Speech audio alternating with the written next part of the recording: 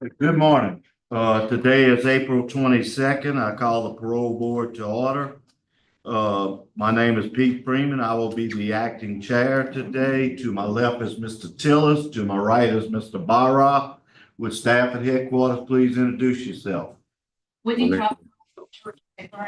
Francis Abbott. Okay, with the staff at Bossier, please introduce yourself. Deputy Edwards, Bossier Sheriff's Office, Classification Officer, and I got Miss Jessica Frizzell here from the Shy Shop program for DOC. Thank you, sir. We appreciate y'all hosting us today. Okay, today we'll be hearing the hearing of James Encardes. Is that how you say it, Mr. Yes. James? Yes, sir. Okay. James Encardes. James, I'm gonna put a little information in the record. First off, state your name and DOC number. James Encardes, 331838.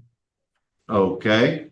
For the record, James, you are a fourth felony offender.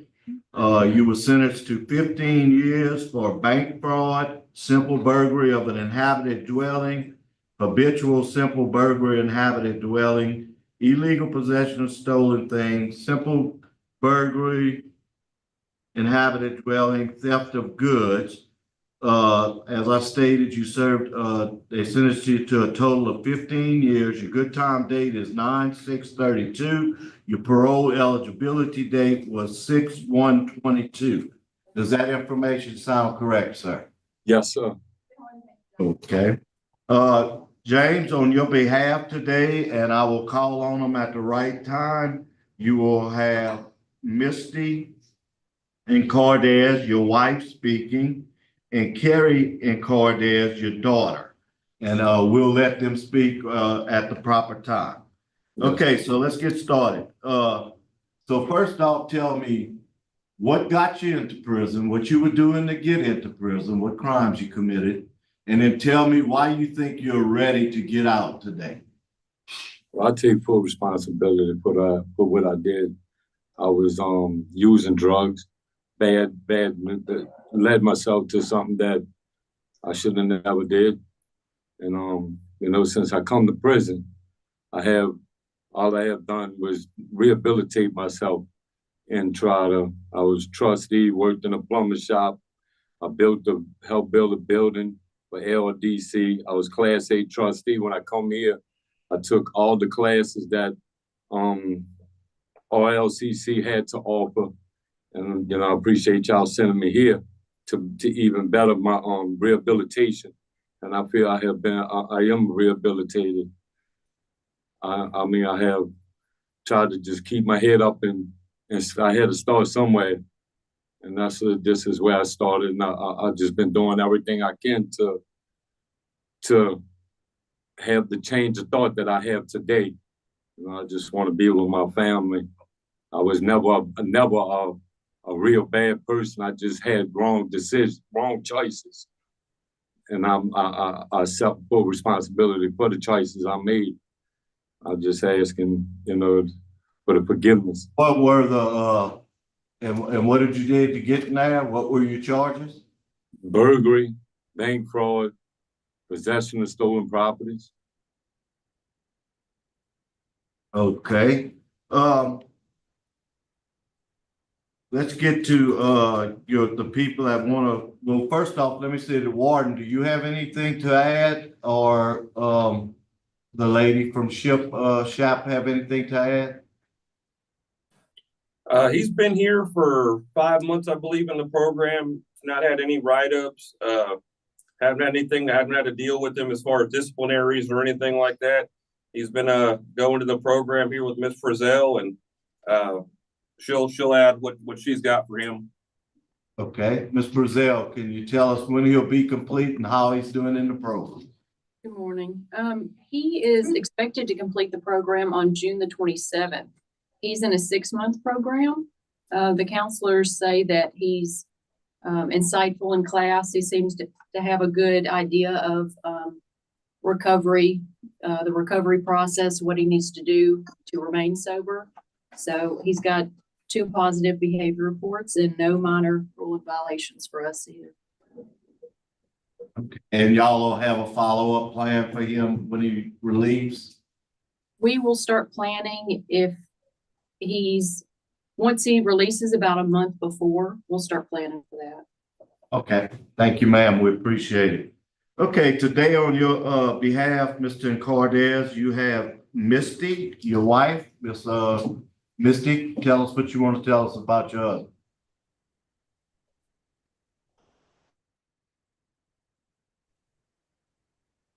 Hello. Okay, good. Go ahead, ma'am. Hi, how are you doing today? My husband is a good person. He's got a good heart. Like he said, he did make bad decisions because of drugs. He seems to be doing good and rehabilitated, which I'm very proud of, the person that he's starting to become now. We also have children together, and now he has 3 grandbabies as well to look forward to. And we also have a job lined up for him for when he comes home, he'll be working. And that's about it. Thank you, I'm ma'am. hoping that he can get home. You're welcome. Okay. And we also have Miss Carrie, your daughter. Yes. Tell us, ma'am, what you want to tell us about your dad. Well, it seems like he's doing really good, and I think he'll do like really good on the outside too. And he does have, grandbabies to look forward to and a job, and he seems like he's doing so much better than he was before. So I think he'll do good. Well, thank you very much. Okay, Mr. Encardes, your case has been assigned to Mr. Tillis. He'll lead us in questioning. Good morning, Mr. Cordes. How are you? All right, that's up. Good. Look, I guess you were stealing the merchandise for your habit. Yes, sir. What have you learned out of the programs that you're taking? What I learned is first I learned to accept responsibility for what I did. I accept all responsibility. And I learned that, it leads to 2 things. It leads to here, death, and I not only hurt myself, my family, but I hurt other people too. That, that life never leads to nothing. I used to keep a lot of things bottled up. That's why I was glad I was sent here. It taught me how to be open, how to talk to somebody, to do what you can to just say no. It has never led to nothing but hurt and in jail for me. So I learned to start somewhere to just say no. I'd rather be with my family than to be in prison. I see. I saw on the record where you started stealing about 18. Is that true? Yes, sir. What would happen if you're released? I mean, you think you maybe go back to your old habits or what? Are they frozen? Can you hear me? The right people, I just learned to stay away from people that'll lead you down the road that want you to fall like them. I don't want to fall. I want to be with my family, enjoy my grandkids, work an honest living like I always did, and do the right thing and be a man, and not a follower, be a leader is what I want to be. I want to be a father, a husband, and a grandfather, and a real man to society. I see. What kind of work do you have lined up? I got asphalt. I do asphalt work. That's laying highways and stuff like that. So I said the boss I had when I had started doing my stuff, he's still here for me, and he always told me that, when you get right, I always have a place for you. Because he knows that I work hard, never miss work, and I wanted, always was a good worker. I just needed the opportunity to be the man I know I could be. How long have you been clean? I've been clean since 2018, since I got incarcerated. I always figured you got to learn to say no somewhere, and I had to learn how to say no. Once I learned that through the classes and the programs and coming here and stuff, you know, it has bettered me since I started programs in Cottonport and working and all that there. It has taught me to be a man. You don't have to do drugs and all that there because you have stuff bottled up. You need somebody to talk, a support system. You know, and I have built me a good support system. Hey, how much more time do you have on your classes? I have to June 27th. Okay, yeah, that's right. I remember hearing Yes, that. sir. Okay, I have no more questions. Mr. Lara? I just have one question. What was Yes. your DB write-up in 1722? What was that for? Smoking. That's something I'm really, in a way I hate to say it, I'm glad it did happen because I'm 50 years old, and when I got caught there, there's no more smoking for me ever. I mean, I have bronchitis, and I'm glad, in a way, I'm glad that happened because it helped me for the long run in the future. You know, I mean, I do want to live to see my grandkids, grow up. And smoking, it ain't gonna happen. Like I said, though, you got to start somewhere. Mhm. Okay. I just want to state for the record that we have 7 victims that are opposed. We have 1 victim that is unopposed, and we have opposition from the Attorney General, the District Attorney, and the Sheriff. Okay, is the panel ready to vote? I'd like for an executive session. A second. Okay. We have a motion and a second for executive session. Please stand by. We're gonna discuss some confidential matters. Yes, sir. Thank you, sir. Call the vote. Mr. Tillis, Yes. Mr. Pete, Yes. Mr. Gaines. Yes. Okay, we'll be right back.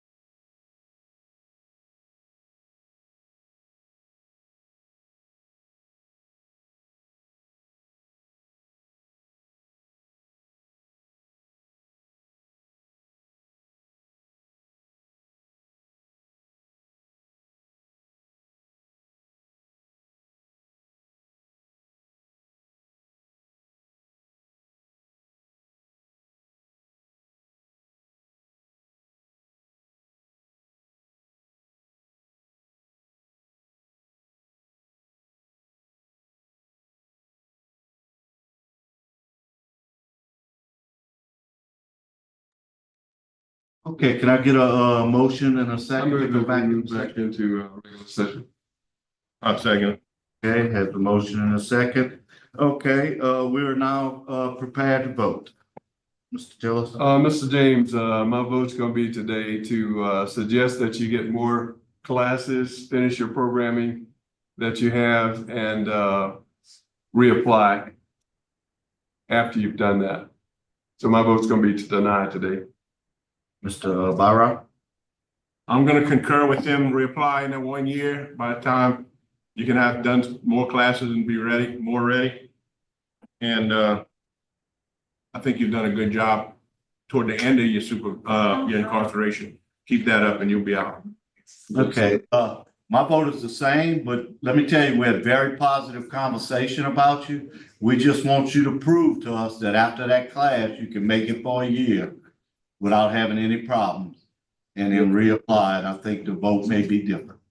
All right, yes, sir. And can I ask one question? When I'm finished here, would I go back to RLCC where I was? I mean, 'cause I'm last not day- sure. That's up to the different jails. We have no bearing on where you're housed. Okay, so that'll close out our business at Bossier, and thank the staff for having us. Thank you, sir. Thank you. Would I be able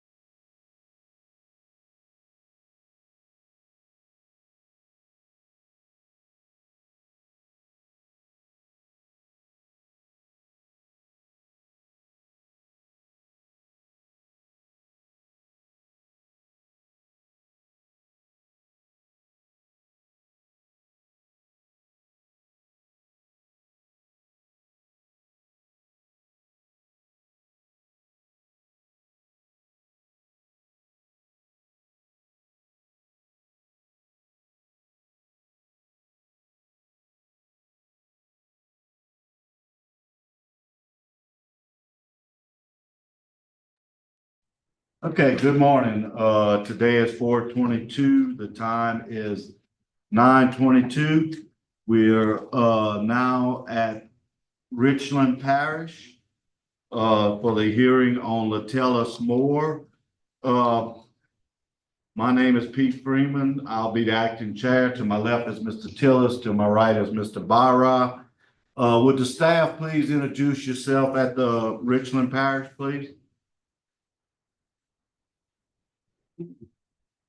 Muted.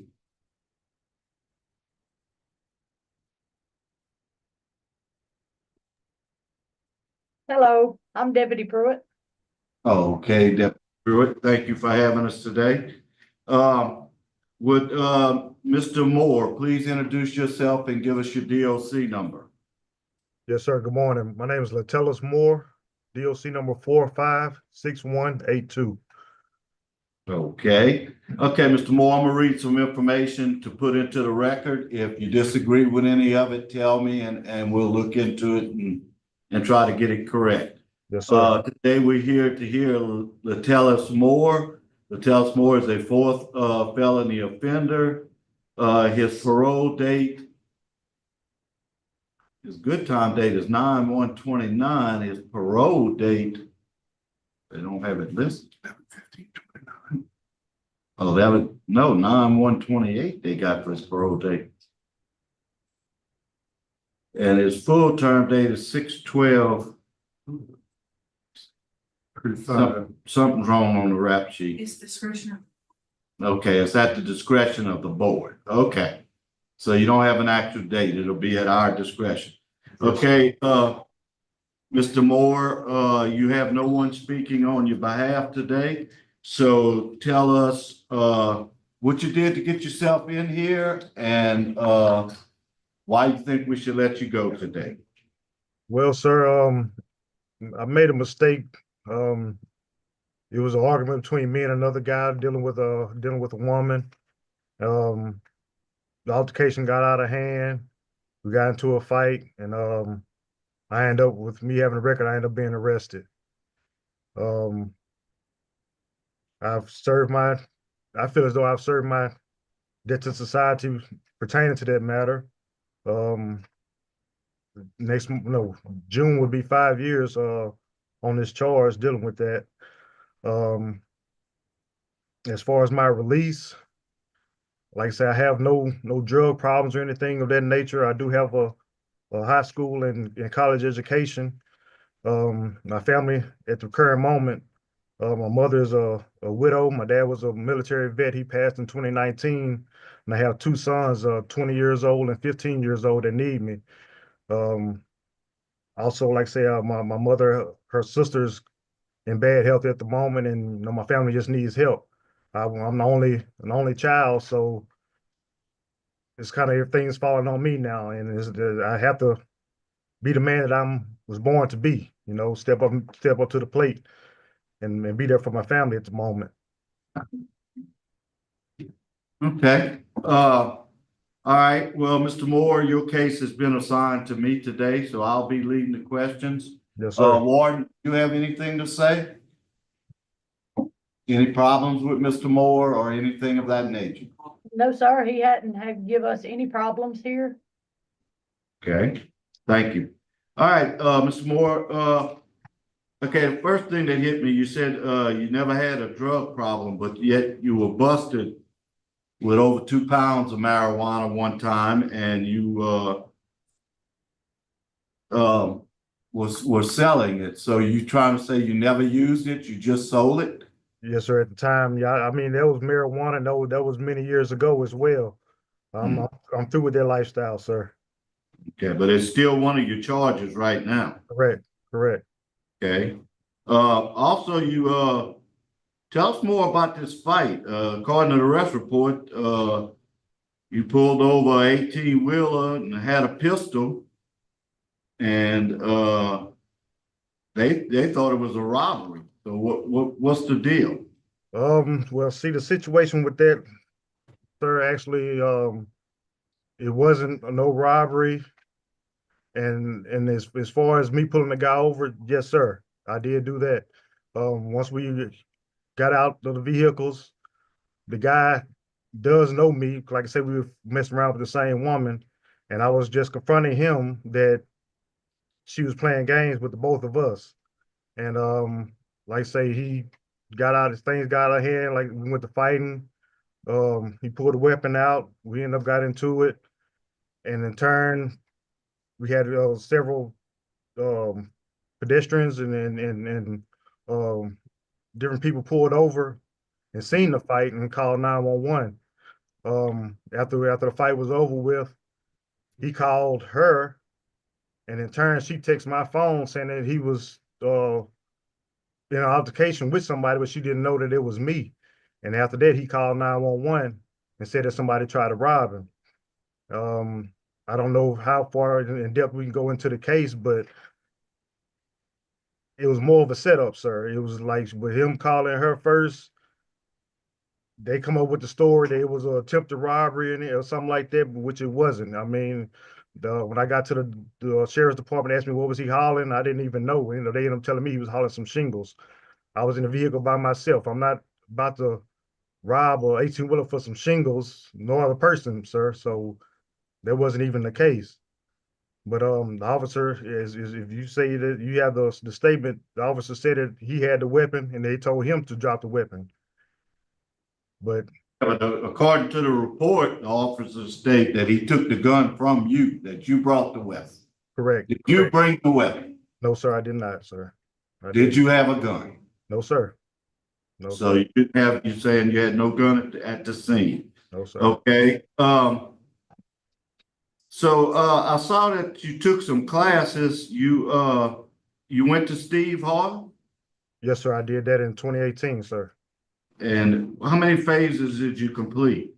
I did the 3-month class. Okay. It was what parenting, I believe some kind of substance abuse. Mhm. Let me see, what else was it? Living in balance or something like that. I can't recall all the classes that was available at the time. Mhm. Okay.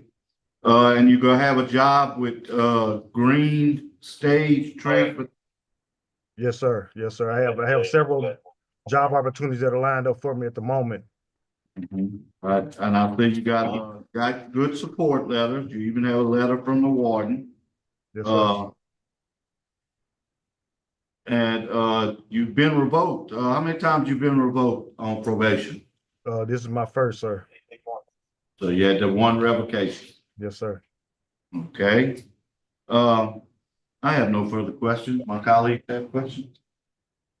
Yeah, I have one. What was your intention when you pulled him over? Like I say, just to confirm about the situation with the woman that we were both involved with. I was just trying to let him know that he was driving trucks at the time, and I was as well. And I was like just trying to let him know that when he's out of town, she's dealing with me, and when he's out of town, when I'm out of town, she's dealing with him, and just let him know that she's playing games and playing both of us, you know. But he took it to a whole nother level. I guess he thought I was coming to him aggressively, in which I wasn't. I was just trying to talk, but ended up led into altercation. All right, that's the only question I have. Okay, any other questions? No, I'm not person. Okay, the panel's ready to vote. I'll be voting first, Mr. Moore. I was assigned your case. Yes, sir. You know, Mr. Moore, story just doesn't correspond at all with what we're reading. You know, and you've served 5 years of a 15-year sentence. I just don't quite feel you ready today. I think you need a little more time. So my vote today is to deny. Yes, sir. And I concur with Mr. Freeman, based on there's a lot of law enforcement opposition. And I concur. okay, Mr. Moore, look, don't let this discourage you now, because I think you're headed on the right track. You talk real well. So reapply as soon as you're eligible. Yes, sir. It's discouraging, but yes, sir, I will. I will. Okay, your head up. All right, thank you. We're closing out at Richland at 9:31.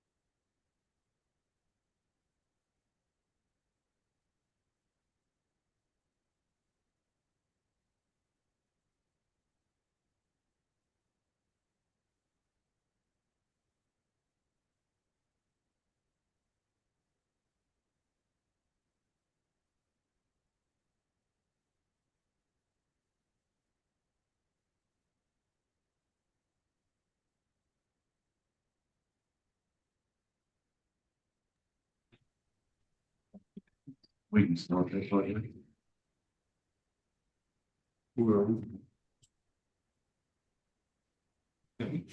Good morning. Parole board's gonna be called back to order at 9:43. We're now at East Feliciana. To hear the case on Winston Westley. Okay, with the staff at East Feliciana, please introduce yourself. Shaquan Davis, TWP coordinator. Okay, and who else is that with you, Mr. Winston? I'm his attorney, sir, Sam Winston, on behalf of Mr. Westley. Okay, and I'm sure you would like to speak after he gives his opening, or you want to speak prior? I can speak at the end. Thank you, sir. Yeah. Okay, the parole board today with me, I'm the acting chair, Pete Freeman. I have to my left, Mr. Tillis, to my right, Mr. Barra. We're here today to hear Winston Westley. Mr. Westley, state your name and DOC number for the record. Winston Westley, 386610. Okay, Mr. Westley, I'm gonna read some information into the record. Mr. Westley, you are a fourth class offender. You had a parole date of 3/6/24, good time date of 3/15/28, and a full term date of 9/6/61. You had a total sentence of 50 years for the charges of theft, forgery, issuing worthless checks, 1, 2, 3, 4 count. Does that sound correct? Yes, sir. Okay. Also, Mr. Westley, today we have here to speak on your behalf is Terrence Taylor, your son. He will be joining us on Zoom. We have Michelle Westley, your sister. She's here but is not going to speak. And we have Nathaniel Selders. I'm gonna just say a friend who is gonna speak. And also you have your attorney. So, Mr. Westley, for the record, tell us what you did to get yourself into prison and why do you think we should consider releasing you today? Good morning. Again, first of all, giving honor to you and the board, secondly unto God. Thanking you for this opportunity to be heard today. I'm here today after being 14 years in prison for my illegal actions of committing fraud. I was a businessman, a contractor early on from the late 90s. And from that, created a lot of bad checks, I guess, bad decisions and bad choices. In fact, if I can, I have some things written down. I just briefly like to say to explain my situation as to what bad behavior led me to being here today. Okay, go ahead. I'm here today because I lied. I was a fraud. I wrote a lot of bad checks. I lied to people. I misled them, disappointing them, and defrauded them. And I was paying into believing that I was going to be paying them, and I didn't actually have the money. My charges are for issuing worthless checks, theft, and forgery. What all of those things have in common is that I lied to people and disappointed people and abused the trust of people. For that, I'm ashamed. I'm devastated by what it is, the harm it's caused and how it has affected other people. It was not only that, but this was not the first time. I am well aware of that. It started early on, as I said before, as a contractor trying to do things the wrong way. And I just wish it was something different that I could have done and choices that I could have made differently right now, knowing what I know. But 14 years has brought me to a place to where I was able to reflect back and I found out that I was a fraud. I was a liar and I was compulsive. And those things created a repetitive behavior that I now regret. But that man is not before you today. And while I am saying that, I am convinced that I'm not here deserving of anything good. And I'm saying that from the perspective of a clergyman. I know the wages of sin is death. So from that perspective, I deserve much more than what I've been given. But I am also appealing to the heart of the people, and I throw myself upon the mercy of God and upon your mercy, and I pray for an opportunity to demonstrate that the man that sits before you today is not the man that began this early on several years ago. Okay, thank you very much. Okay, now we'll hear from Terrence Taylor, your son, Mr. Taylor. He's on Zoom. Is he connected? Okay, y'all can't find him. Okay, well, we're gonna move on. If he gets on before we're complete, we'll get a statement from him. Let's hear from Mr. Nathaniel Selders. Yes, sir. You go behind the podium and tell us what you want us to know. Oh, there's his son. Okay, Terrence, tell us what you want us to know about your dad. Sorry about that. Yes, sir. My dad is a God-fearing man. He's a hard-working man, always kept me up courage throughout my life. And just, it's hard seeing him incarcerated and, having to answer every call and not having him physically right on side of me. And it has been very tough for me, because I'm the oldest. I have to make sure my baby brothers and everybody is, okay and everything. And it's just been very, very hard. 14 years it's a long time.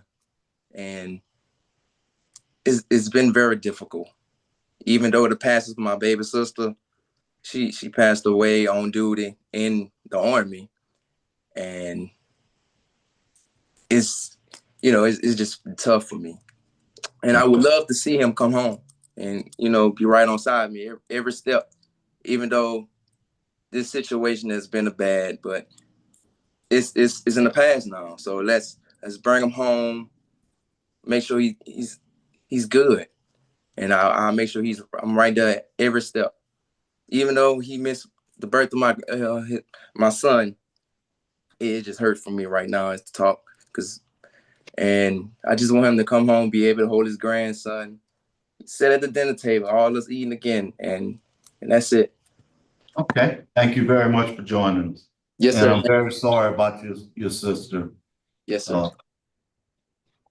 Okay, and now, Mr. Selders, would you get up there, tell us what you want us to know about Mr. Westley? Okay, first of all, my name is Katrina Maxi. I was with the company for the board, especially this was one of the victims of one of the check was written to. So I met Wesley back then when he was a contract. I was the manager at Bruce, especially over the installation department. And so I'm very much familiar with him because I worked contract. So I knew him, didn't know to after, whatever occurred based on one of his offenses with that company. So I just come to represent pretty much from a political standpoint that from working with him over the last year, he's been working with me and been working with me. I have my own company now. And so I've seen a lot of improvement, being that right there with him, seen a lot of good coming out of him, and I mean he being more of an asset you know, if you all would, grant him another opportunity. And then on the friend side, you heard you called me a friend of mine. We kind of go back on the friend side, because his mother passed. I'm one of the ones that he asked to go speak at his mother's funeral because I'm a minister also. And so I've been there with his his daughter. So I know him from both sides. So I just come to represent to just say, what I witnessed with him over the last year, working along with him, I believe that he's ready. Ready to be back in society. Okay, thank you very much. He worked with you on work release? Yes. He's been with how long? Ever since last April. Okay. Yeah. So this year, this will make 1 year since. Okay, thank you. All right, next we'll hear from his attorney. Thank you to all of you. I just want to highlight a few things. I'll try and be brief. You know, I think Mr. Westley has spoken loudly with his actions, both in the past, but also during his time of incarceration. And I just want to sort of bring some of these things to your attention, to why I think that he does deserve a shot. A few highlights. Obviously, as you're aware, he's completely nonviolent. His Tiger risk score is low. You know, I think the biggest challenge for Mr. Westley is his rap sheet. And you know, those things are what they are. It's bad. But I want to point out sort of two things that are notable about that. All of the previous things on his rap sheet, up until this current stint, he had never actually served any real time, and now he's put in 14 years.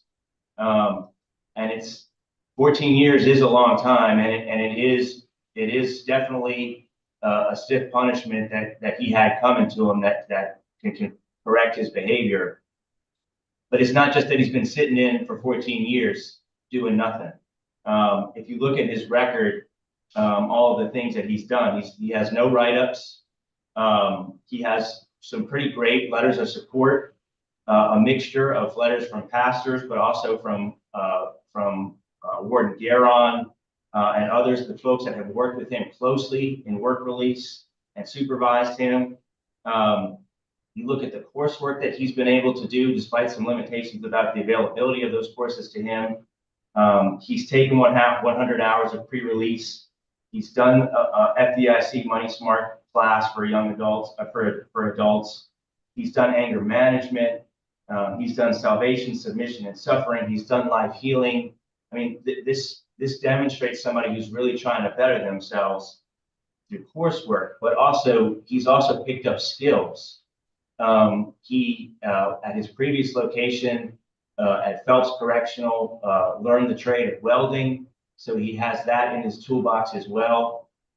He has been a skilled carpenter, which has allowed him to do work for the wardens that he's been under, including the warden here, is my understanding.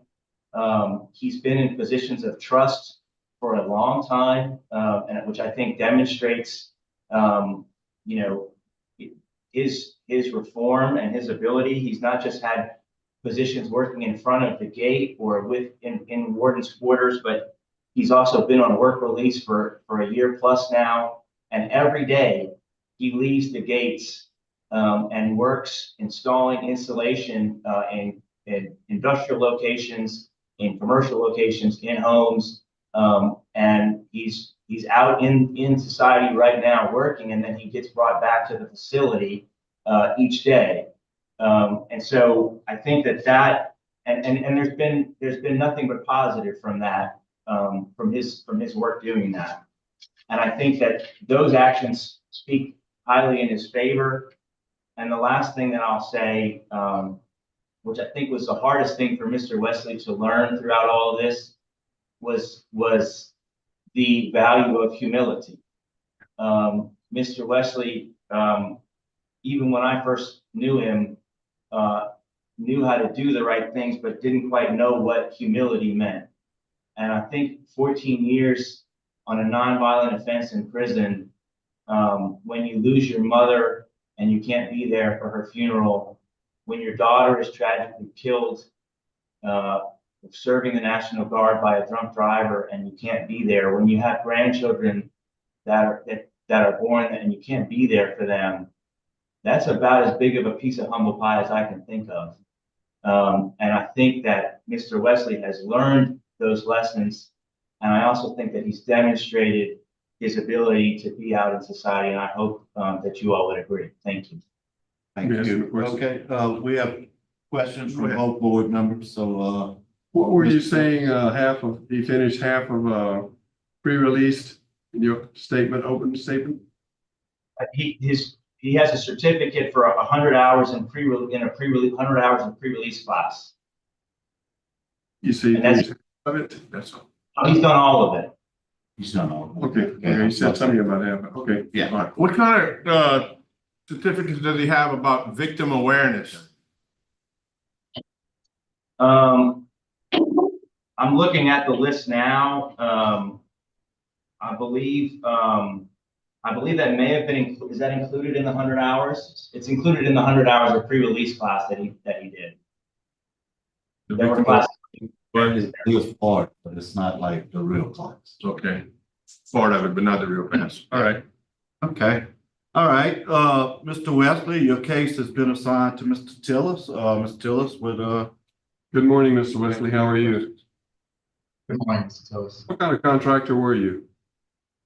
A residential, both new construction and renovation, sir. Okay. If you release, what do you plan to do now to, after your release, if released? What's your plan? My plan, sir, is to be employed and accept the job offer, continuing work for Mr. Selvers there, go-between technologies, installation company, with him. So You're not thinking about getting back into the construction business yourself?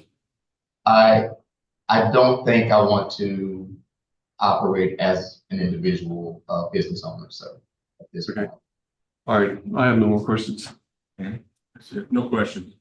okay, how long you been in work release? A little bit over a year? Yes, sir. How much money you have in your account? I'm believing around about, I was able to save maybe about $3,000. Have you been sending any home or? Yes, sir. Okay, that's what I wanted to know. So you have been sending money home? Yes, sir. Family support and Yes, right. But I wanted to hear. Okay, I have no further questions. I think the panel is ready to vote. Yeah, my vote is to grant today. My vote's to grant. All right. I'm gonna concur with Mr. Tillis on that, but they have the special conditions of additional 6-month in work release, restitution to your victims upon release, according to the amounts in the pre-parole investigation that they did on you. So you're gonna work that out with your parole officer and make monthly payments toward your victims. That you complete a victim awareness class once you're released. And that you have a substance abuse evaluation upon your release and follow any recommendations that the substance abuse providers make. If there's no problem, there's no problem, but we want to know. Okay, so. I concur with my colleagues. First off, I want to, thank you, support staff. I mean, I think you had an excellent interview, but your son really hit home. And your employer also talks highly of you. So I am going to concur. And upon completion of 6 months work release, you will be paroled. Okay, with the special conditions that Mr. Barra has already stated. Okay, that's we'll close out at East Feliciana at 10:03. Good luck to you. Thank you.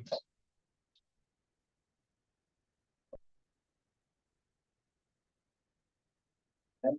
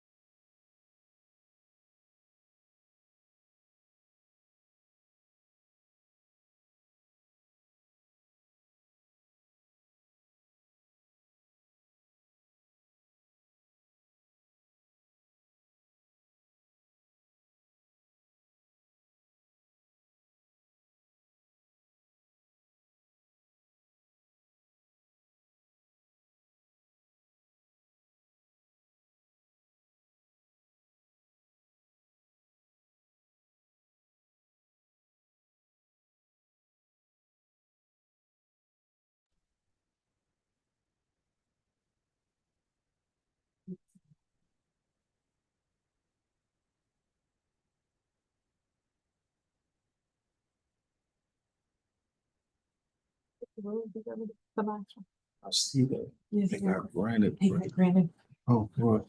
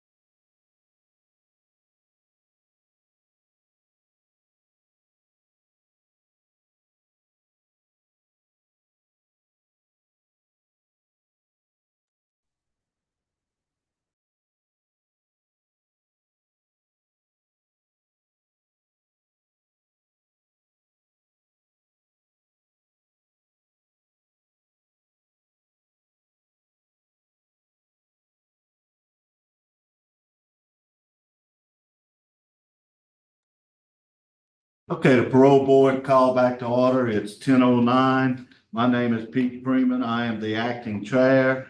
To my left is Mr. Tillis. To my right is Mr. Barra, who will be your panel today. We are now at Southwest Transitional Work Program. Would the people at Southwest please introduce yourself? Anybody in there with you? Yeah. So, Yeah, I'm sorry. ma'am. I'm sorry. I'm Cheryl Cook, administrative HR, and I'm here with him today. Ma'am. Okay, Ms. Cook, while we have you on, you have anything to say about Mr. Green? Yes, sir. Mr. Green's done very well since he's came here. He has completed classes, graduated from STEP, went to work. He's working at Metal Plate now, which is he's doing really well. No trouble whatsoever. I mean, I would love to be able to see him get back out and really, try in the real world, but that's just my opinion. I do believe in him. I like him. Okay, thank you very much. You're welcome. Okay, Mr. Green, please state your name and DLC number for the record, please. Ricky Green, 48, DLC number 375750. Okay. Okay, Mr. Green, I'm gonna read some preliminary information to put into the record. Yes, sir. Mr. Green, you are a third-class offender. You have a parole date of 4/22/25. No, it was 12/15 of 24. You have adjusted good time date of 12/15/25 and a full term date of 12/10/26. You're serving a 5-year, 3-month sentence for possession with intent to distribute cocaine and revocation. Does that sound correct? Yes, sir. Okay. Mr. Green, you have no speakers here today, so tell me, why are you in there and why do you think we should consider letting you out today? Sir, since I came here, like, the programs really helped me. Like, it gave me a different thinking, a different mindset, different feeling. Like, the wrong that I did of selling drugs, yes, I was wrong. And I take my fault for that. It's a better way to earn a way of life. And I thank these programs so much. Because as I come here and I learn, it's like I look at life different. Mm-hmm. I look at life totally different. I have a job. I love my job. I'm keeping my job when I go home. I have a place to live. I feel that I deserve to go home because I'm a better person now. I'm not the same person that I came in here as. I'm a totally different person now. Okay. Yes, sir. Okay, thank you, Mr. Green. All right, Mr. Green, your case has been assigned to Mr. Barra. So, Mr. Barra, would you lead the questioning, please? Where do you plan on living if we were to grant you parole? I have my own property in Patterson, Louisiana. I'm gonna let you know that hard drug area over there in St. Mary Parish that you know about, it's Yes, gotten sir. worse since you've been gone. That's a concern for me. You think you're gonna be able to handle it when getting back around them old people again? By me working, I don't plan on being around those people, sir. Can handle that. That's good. That was one of the only questions I had for you. I just know for the record that there's little opposition in this case and that your family's in favor. I have no Thank you. I have no questions. Okay, I think the panel's ready to vote, Mr. Green. Yes, All sir. right, Barra. Mr. Green, I'm gonna, based on your doing 16 and a half years off of 20 and some good programs completed and no victims in this case, I'm gonna vote to grant you parole today with the special condition that you follow up when you're released with substance abuse evaluation and treatment. Yes, sir. Just so you know where to go back to if you have a problem. And if they say you're okay, then at least I just want them to open your case. And that Yes, you sir. have a 10 p.m. to 6 a.m. curfew, except for work, for 6 months. Yes, sir. Good luck to you. Okay, Mr. I Tim? concur with Mr. Barra. And I also concur, Mr. Barra. Good luck to you, Mr. Green. Thank you. Like you said, watch them old places and old habits, all right? They'll try to Yes, drag sir. you back down. Tell Jason Thornton I said hello. Yes, Okay. sir. All Thank right. you. All right, Mr. Green. Yes, sir. We're signing out at Southwest Transitional at 10:15. I'm so happy for you. All right. Go ahead. And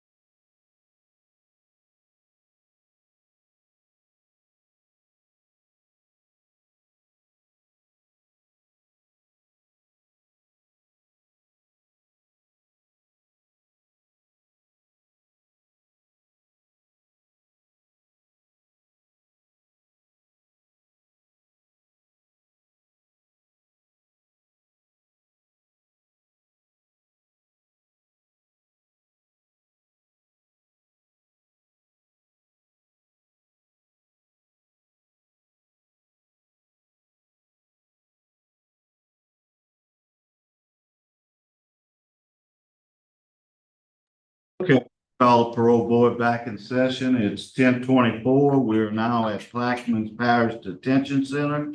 With the staff at Plaquemines Parish, please introduce yourself. No, you're on mute. You're on mute.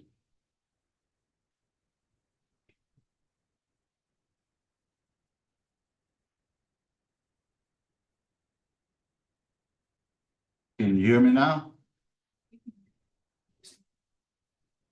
Okay, still on mute. You need to get somebody in there to turn it off, put it on, there we go. Okay, how about now? I can hear you now. Thank you. Okay, ma'am, would you introduce yourself, please? Robert Gould. No, the staff first. My name is Deputy Matthews. Okay, Ms. Matthews, do you have anything you want to say about Mr. Gould? Sir. Okay, Mr. Ghoul, we're here today for your parole hearing. Please state your name and DOC number for the record. Robert Gould. I don't know the number offhand. The 765-950 sounds correct? Yes, sir. Okay. All right, Mr. Ghoul, I'm gonna read some information to put in the record. You are a first-class offender. You had a parole eligibility date of 5/21/25. You have a good time date of 1/23/27 and a full term date of 1/22/32. You are serving a 10-year sentence for molestation of a juvenile. Does that sound correct, sir? Yes, sir. All right, Mr. Gould, please tell us why you are in prison. What did you do? And why do you think we should release you today? I was charged with molestation of a juvenile. And what did you do? I really don't know the full, I was never really told what I did. I tried to fight this in court and the lawyer dropped the ball on me. Okay. So, you're saying you were innocent? Yes, sir. Okay. All right. Well, tell me, why should we consider letting you out today? What kind of classes have you taken? What have you done while you've been in? I've been a trustee for 3 years. I've taken money management. And that's the only classes they would allow me to take. I tried to take other classes. They said they wasn't available for me. I tried to get a transfer, a geographic transfer to other facilities, and I was denied. I just wasn't told anything. Gotcha. Okay, Mr. Gould, today speaking on your behalf, we have Lisa Gould, your wife. Yes, ma'am. Yes, sir. Tell us what you want to say about your husband, please, ma'am.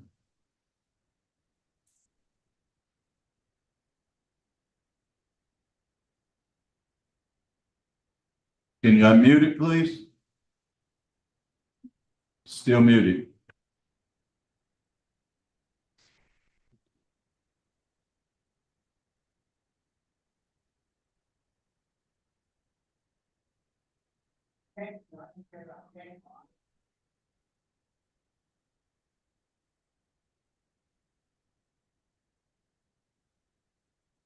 No, ma'am, we can't hear you. Okay, can you hear me now? Yes, ma'am. Okay, Okay. tell us what you want us to know about your husband. Yes, sir. My name's Lisa Gould. I've been married to Robert since 1995. I'm sorry, it's an airplane flying. He's a good man, a hard worker, provider. We've raised my daughter together. We have grandchildren together. I know he has some problems with his family. We never really dealt with him. His mother had died, and we asked his sister if we could see the will.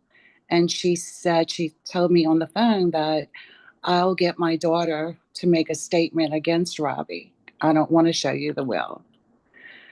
It was COVID. We were supposed to get a jury. We didn't get a jury. Matter of fact, the court was closed after we went in because the lawyer we was with had COVID. So it shut the whole courthouse down. But Robbie's a good man. I've been with him since 1995. He's been with my daughter. He's been with my granddaughter, my grandson. He's never done anything to harm anybody. I'm not a liar. I'm shooting straight. If there was a problem or if I suspected something, I would say it. I'm asking for you to have mercy on him. We've been together for a very long time. And that's all I could say is I'm asking for mercy for my husband, Robert Ghoul. Okay, thank you very much for that statement. Mr. Ghoul, your case has been assigned to Mr. Barra. Mr. Barra, would you lead us in questioning, please? Yeah. I just have a question about, your wife just confused me a little bit more too. Did you plead guilty to this charge or did you have a jury trial on this charge? They told me that they wasn't gonna have the jury because of COVID. And then they said that they were only gonna have 6 people come in as a jury. And the lawyer, he advised me to take a plea. Gonna answer. Want to do that, but he insisted that I take this plea. And you did, right? You pled guilty. Yes, sir. All right. That was my only question. Do you have any questions, Mr. Tillis? You say you didn't, well, from what I've read, you say you didn't do anything. No, sir. This is a fight between me and my sister for years over my mom and dad's property. She insisted that I was not going to get anything, and I said that's not the way the law works. Even if you have a will, I'm still entitled to a partial of my dad's. And she said, you're not getting anything, and I can get my daughter to go up there and say anything. She was very good friends with this detective, Holly Harden, and she got Holly to say what she wanted to say. Now, my ex-wife came in and said, because the day that they said that this happened, I had babysitted my sister's daughter and my ex-wife's daughter.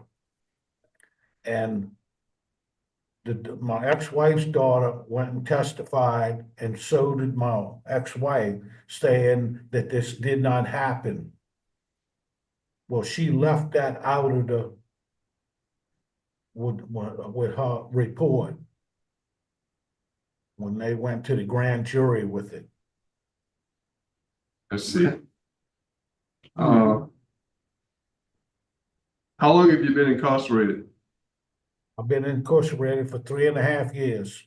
3.5 years. And your sister's older? She's 1 year older than me. So she's taking charge of everything. Sir? He's taking charge of everything, the property, the will, and all of that. Yes, she has. Okay, and you still haven't had any results from that? No, sir. She's renting the house out for $1,500 a month, and she said, you're not getting anything. I got the will. I said, well, show me the will. She said, you want to see the will? Take me to court, and I got something in line for you. And that's when all this went down. Okay, I have no more questions. Okay, Mr. Ghoul, I think we're ready to vote. So, Mr. Barra, was your case, so you Yes, vote sir. first. Bottom line is you went to court and pled guilty, and I'm sure they explained to you what a guilty plea meant. So based on the information I'm looking at, I'm forced to deny this parole based on the age of the victim, the senseless nature of the crime, strong law enforcement opposition, and only served 3.5 years off of 10 for a sex crime, which is normally 85%. Mr. I concur with Mr. Barra. Okay, and Mr. Gould, I'm gonna note that you need pre-release program and substance abuse. if you would do these programs, and we will move you to a facility that has them, if they don't, then you would knock a year off your sentence and you'd be pretty close to getting out. But I also think you need sex offender treatment. I see you denied it, but you did plead guilty, but my vote is also to deny. Good luck to you, sir. We're gonna close out at Plaquemines Parish at 10:34.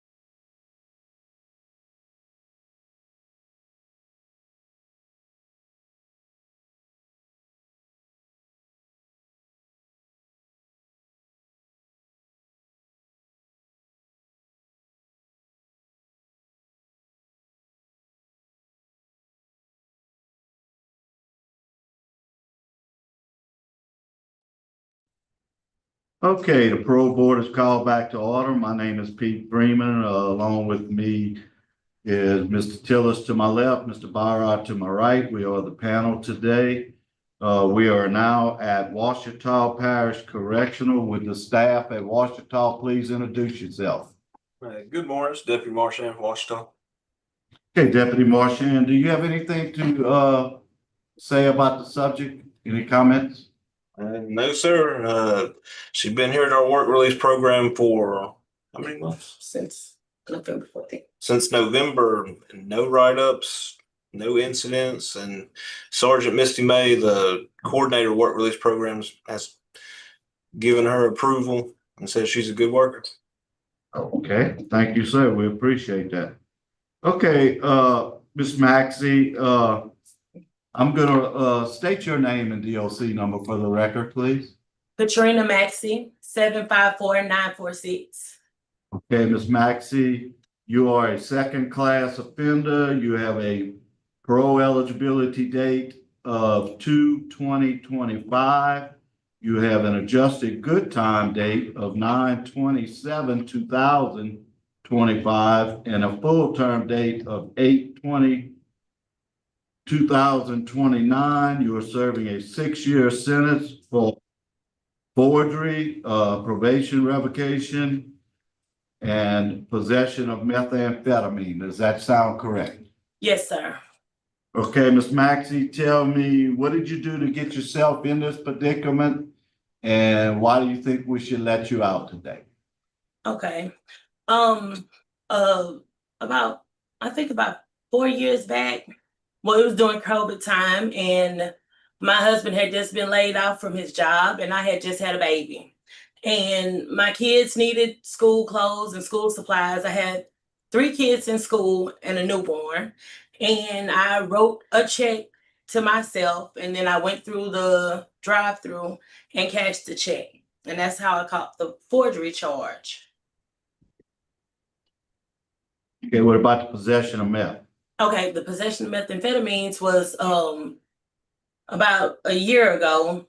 I was driving someone's car and I got pulled over. And when they searched me, I had the methamphetamines in my purse. Yeah, it was in my purse with the paraphernalia. Okay, so you were using drugs at that time? Yes, sir. Okay. All right, Ms. Maxey, your case has been assigned to Mr. Well, first off, you have some speakers. Let me introduce them. You have Patricia Maxi James, your mother. She wishes to speak. She's on Zoom. Nissan, I guess that's it, Nissan or Nissan, your son.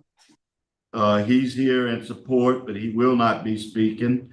And Darrell Thomas, your husband, and he will be speaking. So we're gonna go to Patricia James first. Ms. James, tell us what you want us to know about your daughter. Is she on mute? Go on mute, Ms. James.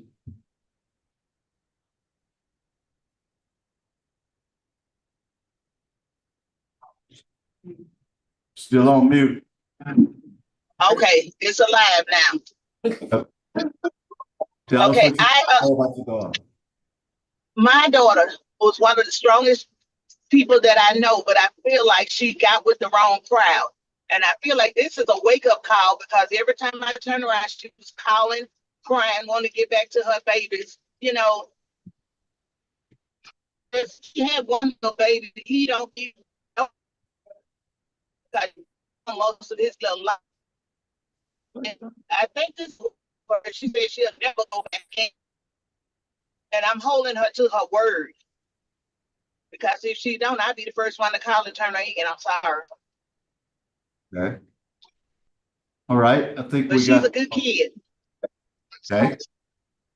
All right, thank you, Ms. Maxey, Ms. Jane. Okay, Darrell? Your husband, Darrell?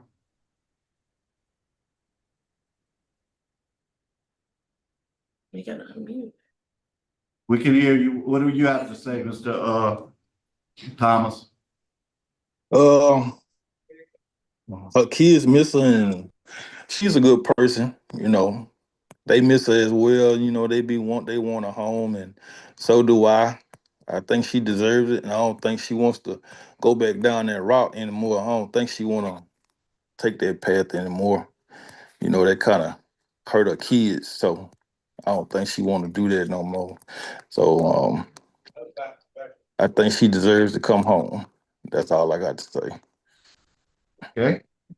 Thank you, sir. Okay, Ms. Maxey, your case has been assigned to Mr. Tiller. Mr. Tiller?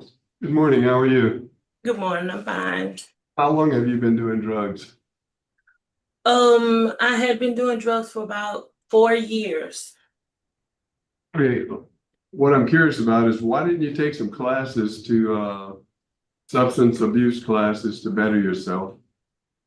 I took the classes because I was just tired. I'm tired of doing drugs, tired of living like that, and tired of taking away from the time with my kids by chasing the high.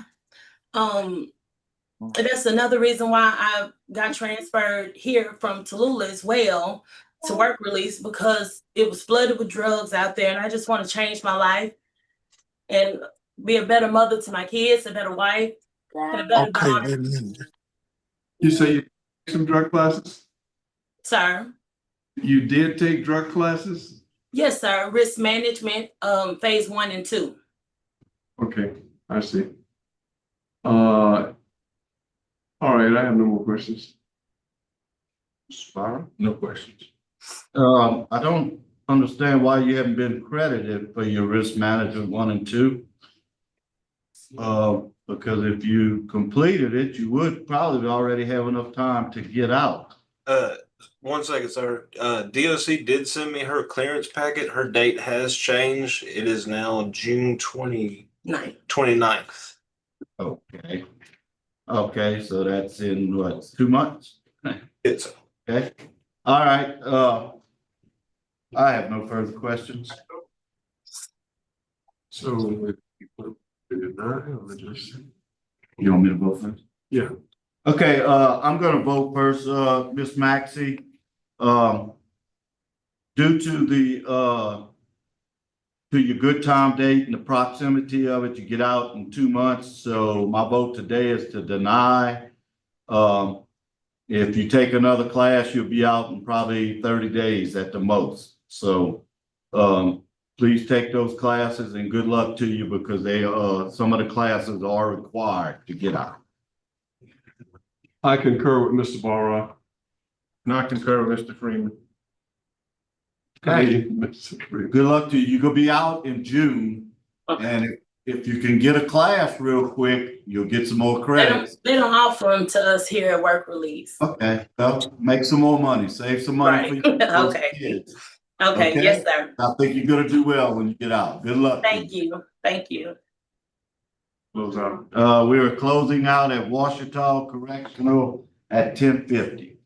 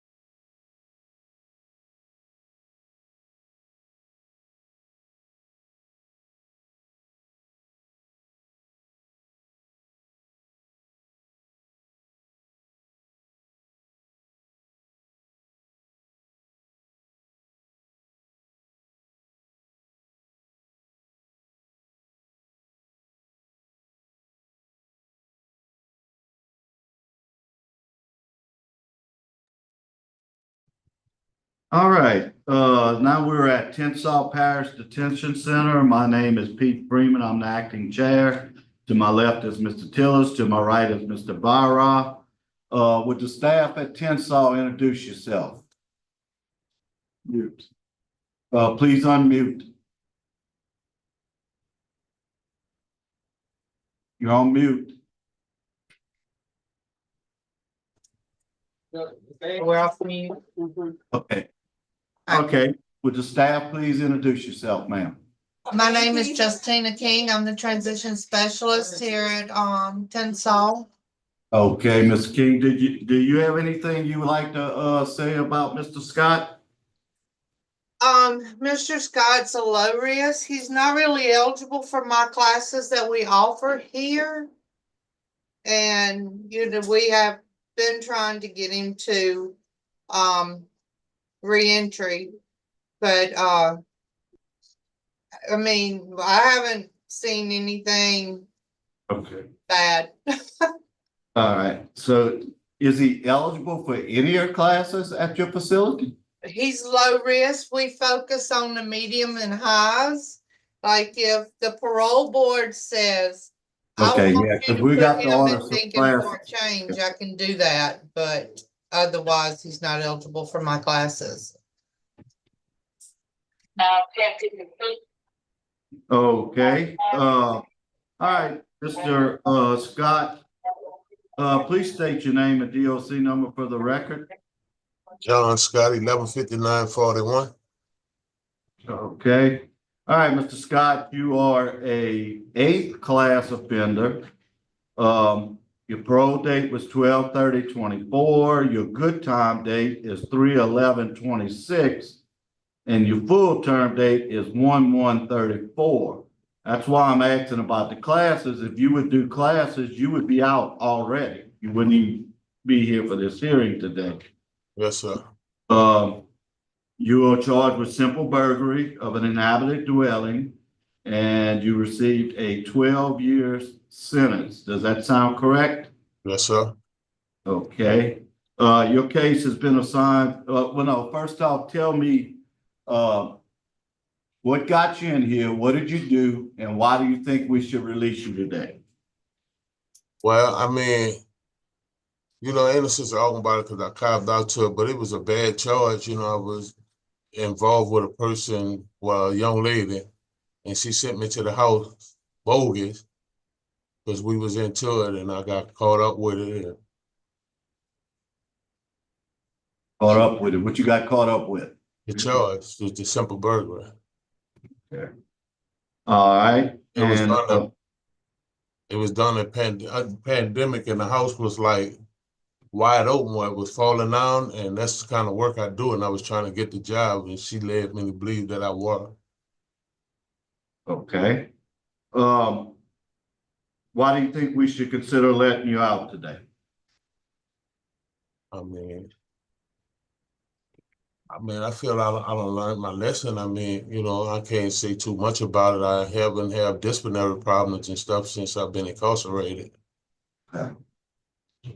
Okay. Now we'll hear from Mr. Randall Myers, Assistant District Attorney in Jefferson Parish. Mr. Myers?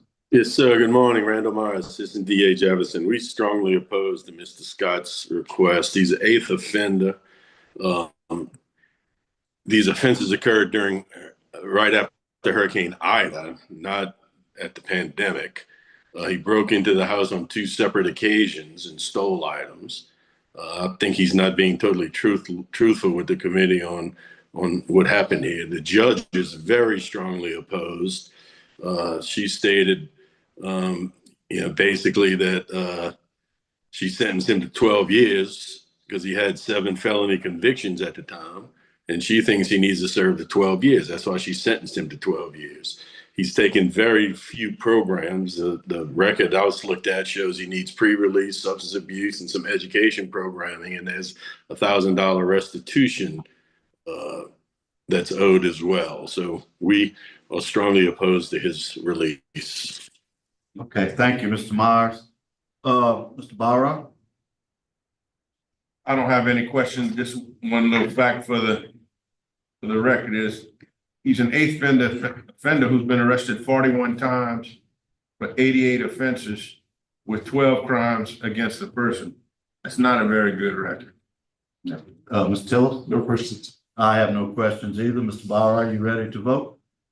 Yes, today I have no choice but to vote to deny parole based on the fact that crimes were committed during a state of emergency, the strong law enforcement opposition to this, the eighth felony offender class, and not enough time served, like the judge said.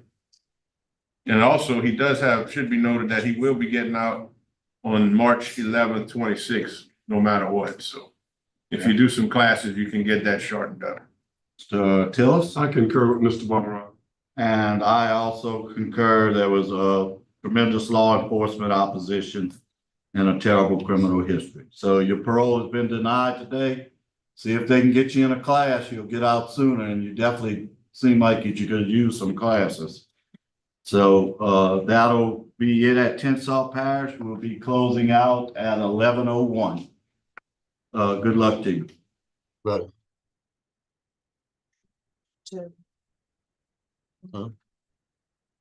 Maybe we can get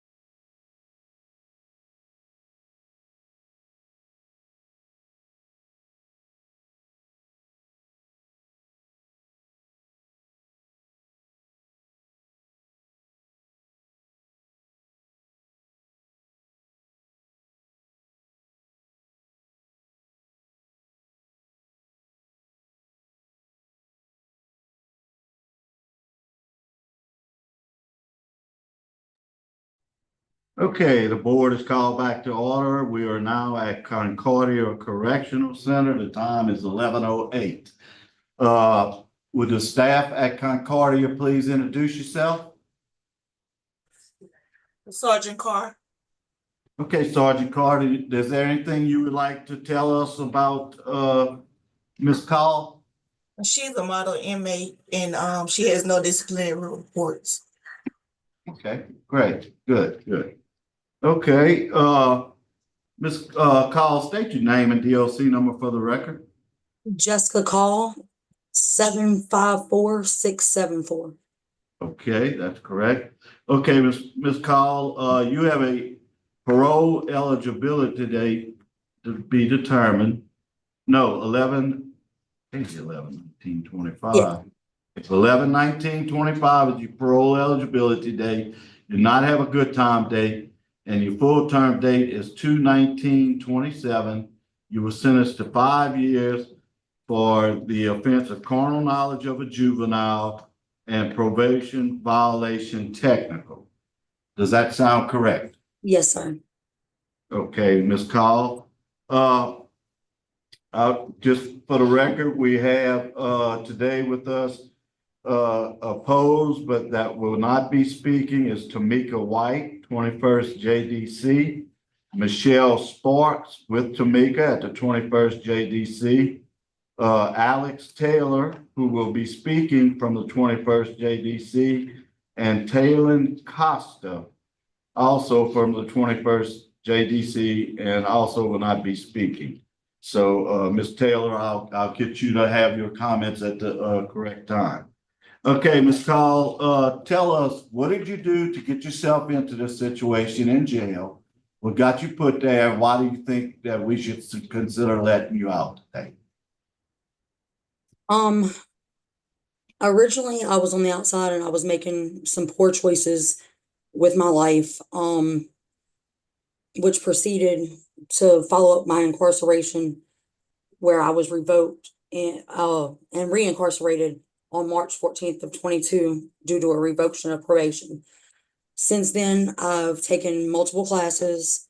I've been a trustee at both here, being an orderly since I've gotten here, and at the local dog shelter now. I've been at the dog shelter since March 12th of 24. Like I said, I've taken multiple classes to better myself, and have learned, I understand exactly what violated me, why it violated me. And I know that was both a disgrace to my family, my community, everybody involved. I would like the chance to be able to show everybody that I have learned lots of stuff to be able to better myself and be a better member of society, if y'all would grant me that option. Okay. All right, Ms. Call, your case has been assigned to me, so I'll be asking the questions. Yes, sir. First, we're gonna go to Miss Alexis Taylor with the 21st JDC. Yes, sir. Good morning. Good morning. All right, thank you for having me. The state does stand opposed to her early release on parole. As you noted earlier, she received a 5-year suspended sentence subject to 3 years of active probation, and that probation was subsequently revoked because I'm speaking. Can you hear me? Yes, ma'am. Yes, ma'am. Okay. All right. I was having some problems with my speakers yesterday, and I just got notification that perhaps it was difficult for some folk to hear me. But anyway, she received that 5-year suspended sentence, and for this particular offense, she faced up to 10 years. So she got a 5-year suspended sentence, 3 years of active probation with that. She failed to comply with the terms of her probation as it relates to paying fees and refraining from staying away from other minors. And of course, the facts of this case include her having sexual contact with a 16-year-old minor over whom she was a guardian. And she did this while she was married in the marital home, in the absence of when the husband left. It is my appreciation that these allegations came to light once the husband actually somewhat caught them in the act. So given that set of circumstances, the state at this point would not be comfortable at all with her early release. I do think she got a break with the 5-year suspended sentence, and she even subsequently failed to comply with the terms of probation. Okay. Thank you, ma'am. We appreciate it. Okay, Ms. Call, as I said, your case was assigned to me, so I'm gonna ask you the questions. Yes, sir. Okay, have you taken any sex offender classes? The DOC lady here at Concordia has stated that they do not have any here for inmates. But whenever I was on the streets through probation and parole, I was taking one, that was $140 a month that I would be willing to enroll in upon release again, no matter the situation. Okay, what were you learning from those sex offender classes when you were taking them? Ways to better conduct myself in society, ways to avoid other options, like if anything else of that matter would become presented to me, how to avoid and process better as, you know, a female in the society, to be able to avoid any more contact or verbal, anything with, oh, I'm sorry, I have the hiccups. But to better, you know, represent myself in a situation like that. Okay, and so that you were a guardian of this child? Actually, my husband was put over guardianship, and there was an issue where they had gotten into an altercation prior to this charge even coming about, and he was left in our care, and then my husband, as she had stated, left the home, and that's when, you know, said charges became available. That charges, but are you admitting you did the charges? I mean, Are you admitting yet? I accept my wrongdoings and everything, and I apologize sincerely that I even had put myself in that circumstance, because that's really not the individual I am, but I was making very poor choices at the time. And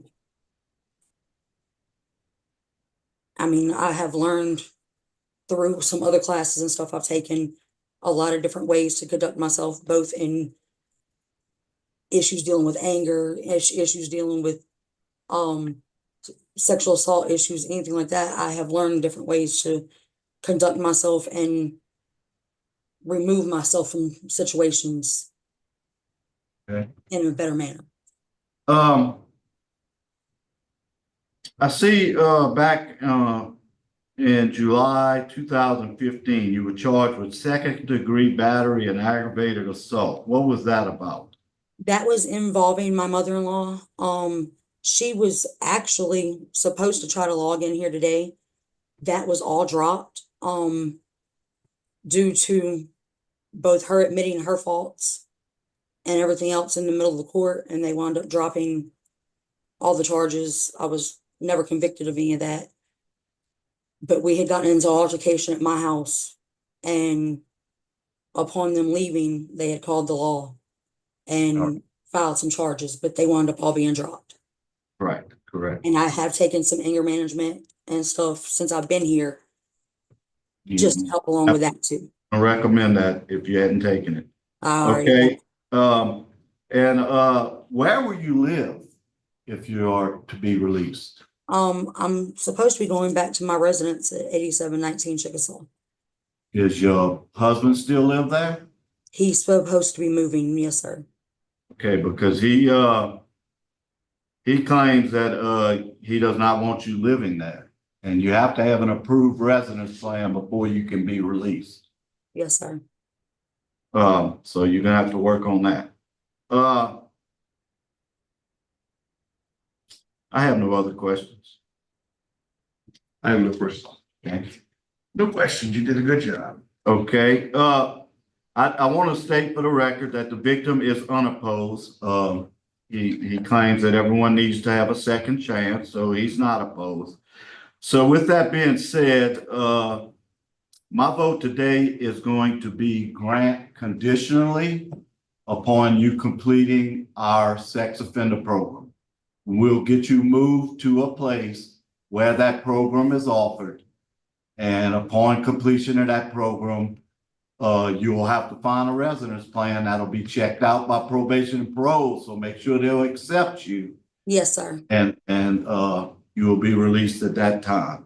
From my understanding, my mother-in-law and him have talked to the probation office since then and agreed that I could go back to that address. Well, that's great then, because then upon completion of your class, you would be released.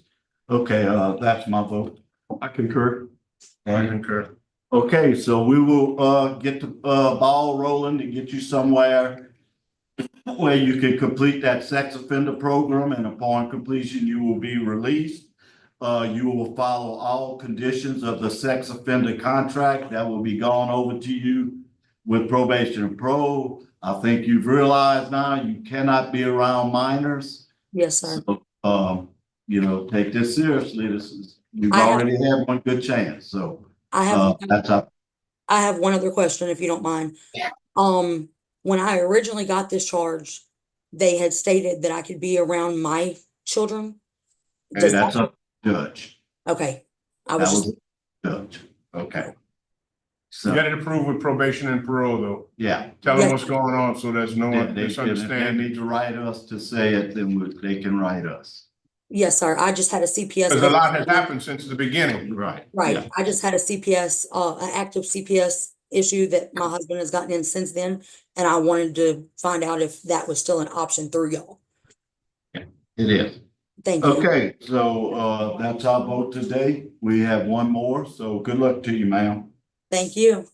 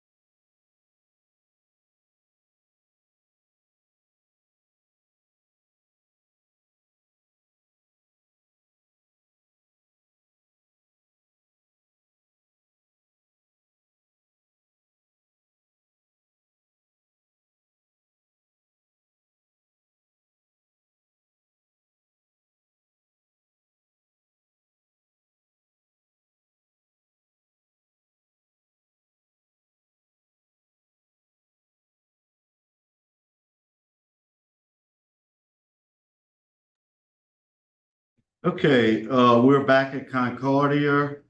We're now gonna hear Milton Spurlock. Ma'am, would you introduce yourself for the record, please? The lady.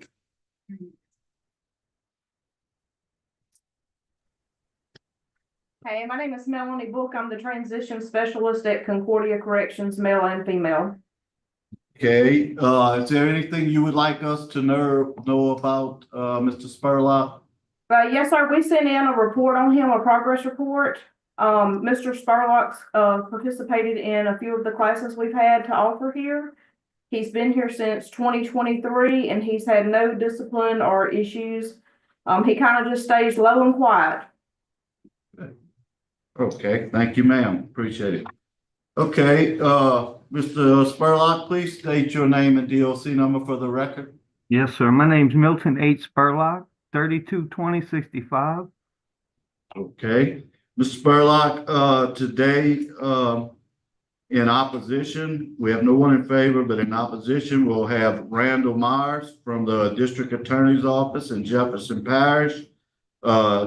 He will be speaking. Tamika White is there. She will not be speaking.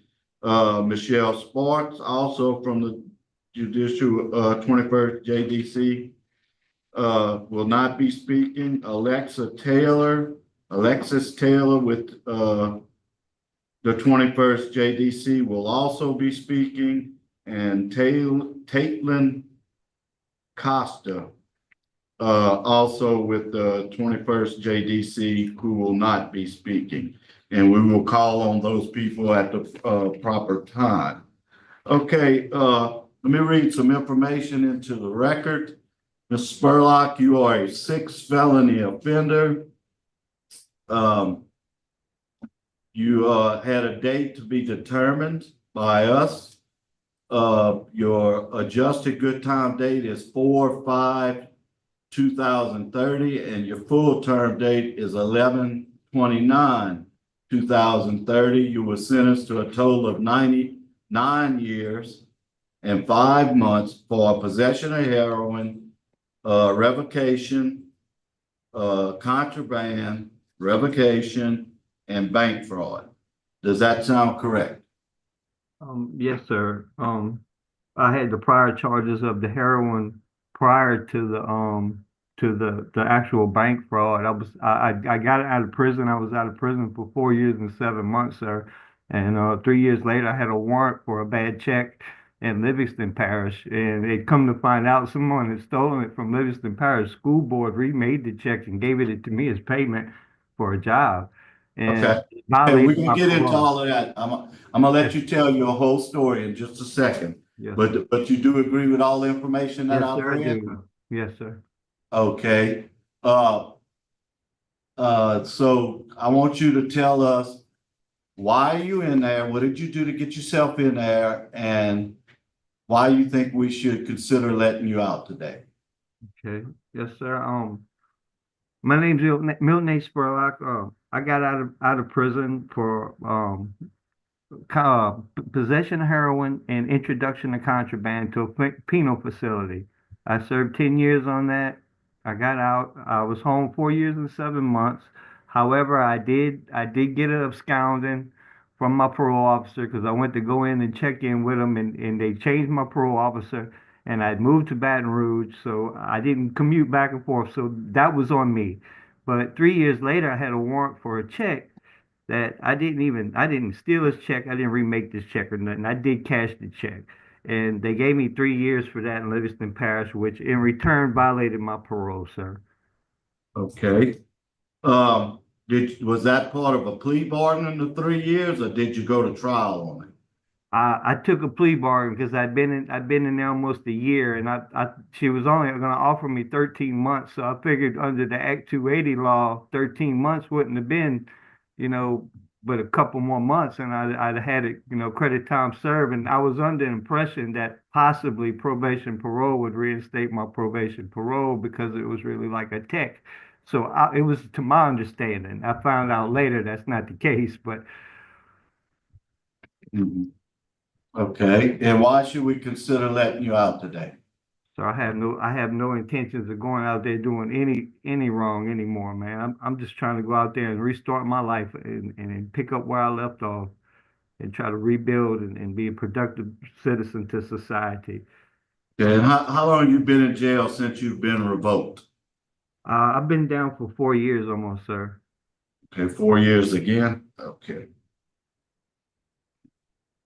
Okay, now we'll hear from Mr. Randall Myers of the Jefferson Parish DA's office. Mr. Myers?